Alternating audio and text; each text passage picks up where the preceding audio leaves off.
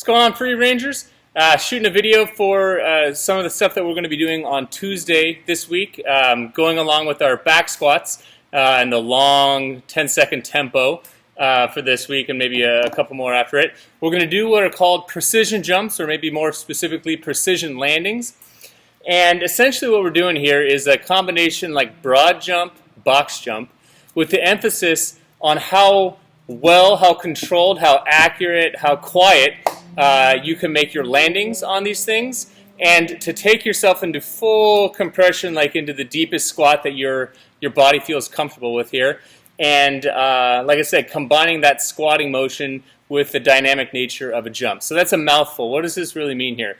We're going to pick a target. I'm going to show you two options here in a second.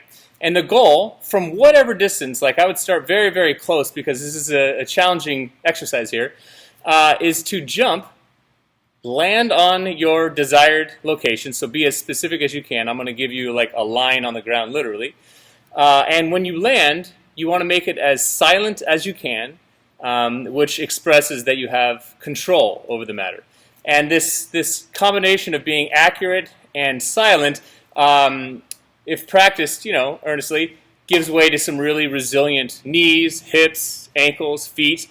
We're going to use that in combination with some of our other focuses here in the month of November. So check it out. There's a bit of a calibration period, you could think of it that way, where in the beginning you'll probably have the accuracy down, but you won't have the control to keep it silent. Keep working at it until you start to feel like a noticeable improvement on the quality of the noise that you have when you land. So what you can think about is we're going to jump forward, and your toes are almost like little feelers that go out. And as soon as you make contact with the floor or the box or whatever it is that you're jumping on, you want to retract your legs quickly so that you can kind of cushion your landing and make it as soft as you can. So check it out. I'm going to really embrace a couple of good arm swings to get the whole body moving here. And I'm going to try and land on this red line here in front of me. And I'm going to try and lower myself down. I'm up on the balls of my feet. I've landed on the line. And I try to be as quiet as I can. Let's do it again.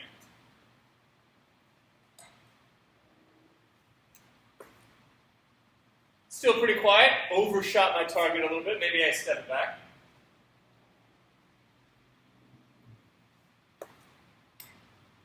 You get the idea. There's a level of focus, accuracy, control. Take your time with these. These are not meant to be rushed. These are meant to, squeeze every ounce of benefit out of each of the reps. If you're real confident with these, and you've got some maybe distance between your jumps and your landings, consider jumping onto something. It can be a low box. It can be a bumper. You increase the chance of falling, obviously, but maybe you heighten your awareness and you just, increase the challenge as long as that feels appropriate to you.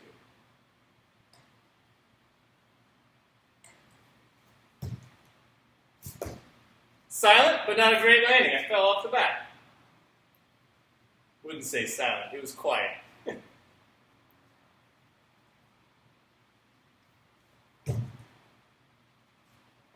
It's distinctly different than heavy-footed landings, right?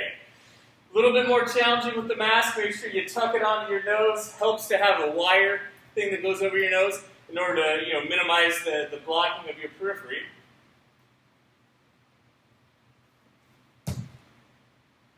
You get the idea. It's going to be a constant work in progress.